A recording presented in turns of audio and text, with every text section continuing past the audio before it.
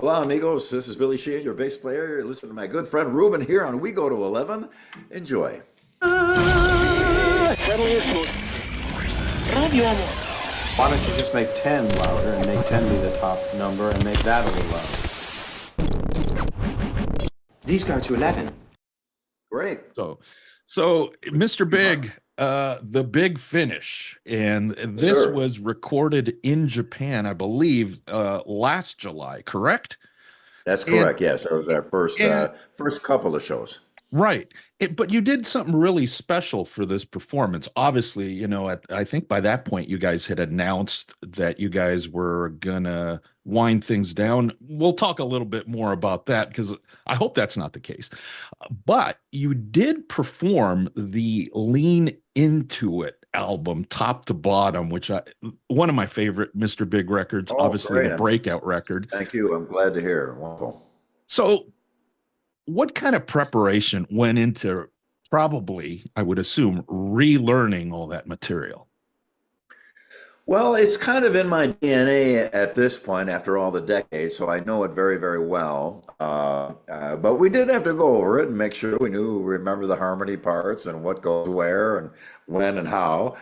So we rehearsed that Sweetwater sound in Fort Wayne, Indiana. And we did a couple of shows. Our first show was in Beijing, China. And we had a difficulty because one of the main guys, the sound man, who was also the tour manager, I won't go into the details, but he left us hanging high and dry and and turns out the last minute, he's not going to do the tour. And you can't just get somebody else because you got to get visas to get to China, and that takes 2 weeks, and the gig's in 4 days. And so it was a total panic. We almost lost the whole tour. And finally, through some wonderful, incredible people, Pablo Melos from Chile flew up to take care of things for us. He's a wonderful guy, great tour manager. So we managed to pull it off. So by the time we got to Japan, Japan is easy because they got it sewed together. And the company we work with there, the sound and lights and tour, the people that take care of everything, they're amazing. So once we got through a couple of gigs outside of Japan, which were cool, but they didn't have it quite as together and as Japan did. And once we got to Japan, everything was cool. But we still, every band does this when you do a tour. You wish at the end of the tour you could record everything then, because then you really got it down. So we had a good night at Budokan. We did sold out Budokan 2 nights. So we did a sold out Osaka Castle Hall and several other gigs in Japan that we did on the Japan section of that tour. So it was good. But by the end of the tour, man, we had a lot of bands that go out on tour behind an album, and at the last show, they go back and record the album again because we really have it now. So fortunately, we played most of the stuff on through the decades many, many times, and it was second nature to us. But some songs we hadn't played much at all. Never Say Never, which is one of my favorites, and Lucky This Time is another song I really love. So playing those live was a blast. But there's some demanding vocal parts on that too, so we had to hit it hard. Right. Thoughts on Lean Into It, because that's almost like a greatest hits record to me. I mean, every song is a hit. Obviously the biggest hit, is To Be With You, which closes the record. But, if you took, and I've done this before, I've, back when I was ripping CDs, I would take that song out because at one point it did get overexposed, but you listen to the record in sequence, top to bottom, minus To Be With You, and the thing is a hits record. We were in a good spot in our lives musically at that point, writing wise. I was in the Rainbow Bar and Grill at my spot at the bar there. The bartender, young lady, was a dear friend of mine, so I go and spend a little time hanging out with her, talking, whatever. And I had an idea, and I said, it was Eileen. I said, Eileen, you got a pen and a napkin or something? Yeah. So I wrote down Daddy, Brother, Lover, Little Boy was the title. And a lot of times when I write, I just write titles, and the song kind of builds around that. And I Hmm. have whole books and collections, just line after line. Some of them are useless. Some of them could still work. But so that came up like that. The next song, Live and Kicking, we're in rehearsals, and Paul did a little string bending to Hmm. tune. I said, oh, what key is that? G. We started to play a beat in the key of G, picked out a key for the chorus and the pre-chorus, and then made the music, sent it up to the singer to write the lyrics, and there was that one. Paul came in with Green Tinted 60s Mind. It was one of Hmm. his songs that he wrote, and we changed a little bit, but not much at Right. all from Paul's original version. And so it just kind of came together. It was the stars aligned, if you will, and all those songs seemed to work really, really well. Just Take My Heart, that's one of my favorite songs we have. Right. So we got very lucky, and even more lucky that people heard it, listened to it, and enjoyed it like yourself, and we do Right. appreciate that very much. Right. And the last studio record, 10. Tell me about that one because that one's got a lot of variety to it. And I don't know if that was by design or whether how things just evolved. I mean, there is something different about that record. Still rocking, but it's got a little bit of other influences in there. Tell me if I'm off target. Well, it was unfortunately we were jammed into a schedule against all reasonableness, Mhm. and I was on tour, and so I couldn't be a part of the writing situation. So I basically just came in and played bass. So records I'm involved with, I like to be involved with, Mhm. and like lean into it. And well, Yeah. the first four Mr. Big records, which I think were are really that was a great time period for us in there. Uh, I like singing choruses and Right. great hooks and great titles and great, arrangements and all. So I didn't have a chance to be there, but it was mostly musically, mostly Paul on the record. And Paul is great, though. Paul has really got a great handle on it, and so I entrusted him with that for sure. Mhm. And so I really didn't have a lot to do with the record other than come in and play bass and sing some background vocals. And mostly early Mr. Big stuff was a lot of background, a lot of Right. harmony. We were, like Three Dog Night, Crosby, Stills and Nash, harmony all over the place. This one, there's not much at all, and Right. it's an interesting record. I really haven't had a chance to sit down and listen to it, oddly Ah, enough, because we finished that record while we were in the middle of everything, right. and then went right back on tour yet. So now that I'm home here in my little studio, I work here every day recording Right. tracks for people around the world. And we'll I'll get maybe when I'm done with the album we're in the middle of. I've kind of made it a point. I'm going to open up a nice bottle of something, come down and actually Right. listen to that record closely. Now, of Right. course, I've heard it all. I played bass on it all, but the final of it, I didn't really get a chance to listen to very much. So for me, it's kind of an unusual Hmm. set of circumstances, and I'll see how it plays out. Especially, I like to listen to a record, leave it alone for a while. Right. You write and you record and then you mix a record and it's constantly in your face for weeks at a time, then I like to just go away, Right. completely forget about the whole situation, then come back and listen in a brand new unit of time as though I've never heard it before. And Right. that's kind of the way I'll get an impression. So I'm hoping to pop that cork out of that bottle of red and Yeah. give it a listen very soon. And that leads to the end. I mean, is it the end of, I guess, is it more of the extensive touring with special appearances from time to time, or is it just Mr. Big's going to become like a studio uh, band, like you guys will just No, release it's a material? the end is the end, it's finished. There, if some extenuating circumstances come out, we might do a show or two, Right. maybe. Right. But touring and recording, we kind of wanted to put a period at the end of the sentence. And as Hmm. I've said many times, we wanted to run over the finish line, not crawl over it. Right. So, and for us, a fully functional band is on tour, playing live and doing the thing and writing, recording, and then go out on after the record and do another tour. To do that, we've done that for 34 years. Right.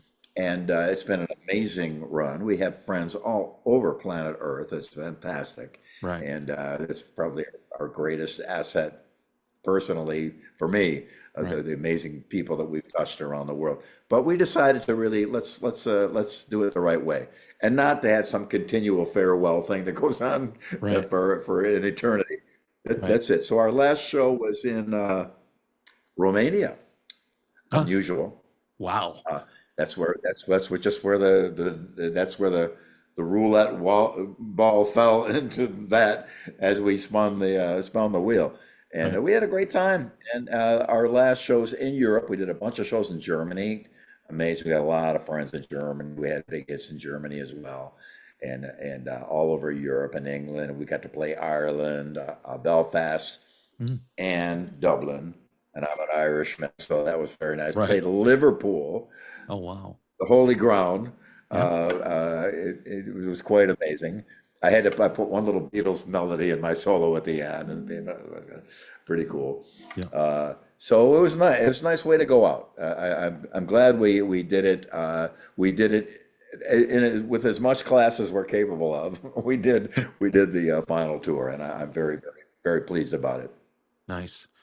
Well, I'm looking forward to the big finish. I have it pre-ordered, it's a nice package from what I've seen. I'm more of a CD guy myself, so I get the double discs and the Blu-ray and nice booklet and a fold out and all that kind of stuff Great. from what it looks like. So I'm excited to get that and crank that Yeah, thing out. yeah. So, Oh, I'm glad to hear. Thank you. Yeah, so go I, ahead. go ahead. No, I Oh, insist. okay. I was just gonna say, would you mind talking about a little some of your past history? Some of the other bands you've been involved with, if we can squeeze those in for the last 10 minutes or so. Sure thing. My, So, my only hesitation is that there's I won't mention them because I don't want to give them any more publicity than they already have. There's websites that will take your interview, oh yeah, transcribe it, right. and pull sentences out of it as clickbait headlines Oh that yeah, are yeah, out yeah, of yeah. context or just made up. Yeah, And they lie, sure. and then say that I said this about this guy or this about that guy, Oh no, and they're just hateful, awful, right. terrible things, and probably the worst aspect of the internet. But there are many good things about it, so Yeah. go right ahead and ask So I'll go what you ahead. like. And, I'll and try they'll- to they're pretty, they're pretty, they're say it in a way that Yeah. So my they're, question was, they're because I pretty know awful. years ago there was a window of opportunity where you and the Roth guys, the classic Roth band, were about ready to hit the stage. It got shut down. Do you think at this point that opportunity for that band to get together has closed? Because it seems like that was just yesterday, but it has been a few years. And then the follow up to that is, I have you? think Oh, go ahead. I I we've talked about that extensively that particular evening. But yeah, I don't know. I have no idea. I don't know what Dave's plans are. I'm getting the idea, and I see him do these wonderful things online, and I love him completely. And in fact, I owe so much of my career to the break he gave in so many ways, and I have nothing but respect for the man. And Steve and Greg are my dearest friends. Sadly, we lost Brett Toggle, our keyboard player, on that tour, who Right. did a lot of the vocals as well. Wonderful, wonderful guy. But Steve and Greg are like brothers to me, and I have nothing but respect for Dave. But I just don't know. I think it may be a little bit too far gone at this Yeah. point to have to reform that. I'm sure all capable of doing it. I know Steve's in perfect shape. Greg is Hmm. amazing. I live to play live to Right. live. Right. That's my thing. But who knows? It would be up to Dave, and I have no idea where he's at on it. But again, I have nothing but respect for him, and it was an amazing time. Right. And just to piggyback on that, because I'm sure you're aware, I mean, with the tour that Hagar and Michael Anthony have put together, and they're going out doing Van Halen stuff. Do you think that's possible for yourself, Greg and Steve, to get together and maybe assemble a band? Obviously, Brett, like you said, he's passed, but you could get a keyboard player, perform the Edom material, and go out and do some shows. Would that be of any interest to you? Well, it's hard to say. It's a quite a speculative thing. I love that record, Right, and Steve and Greg are my friends, but there's no. I know Steve is busy now doing the King Crimson thing. I'm very, very pleased to see. I was a right. huge King Crimson fan, and Greg is touring with Ringo. Hmm. Amazing. And he was the hugest Beatles fan. Girl, end up playing with one of them. It's a great, great thing. I'll be out touring again. Probably pretty soon. On what configuration, I'm not sure, but who knows? I think a lot of people from the outside think that there's a lot of planning and decision and making, and Right. you're getting your slide rule calculator out and sit in the board with all the people and discuss it. It just sometimes things happen, sometimes they don't. So the nature will take its course. Right. Last thing, and then I have a question, one final question after this. The Sons of Apollo thing, I mean, that kind of fell apart. What's your thoughts on how that all kind of dissolved? Because what a great band. I love the band. I enjoyed playing that live, and it was 2 hours of intense playing, and I enjoyed it very much. Who knows? I, uh, I really wasn't a part of the band's decision making. I was just kind of there playing bass, and that for me was a great relief because Mm. I normally everything, the burden of most everything is on my shoulders, and on there nothing was. So it was enjoyable. So it's really kind of all the other guys the people that were in charge of how things worked. As to whether or not that would ever continue or not, it wouldn't be up to me. If it did, I'd hope they would give me a call to play bass and make that happen. But Right, again, it's a there are many factors at play here. right, right.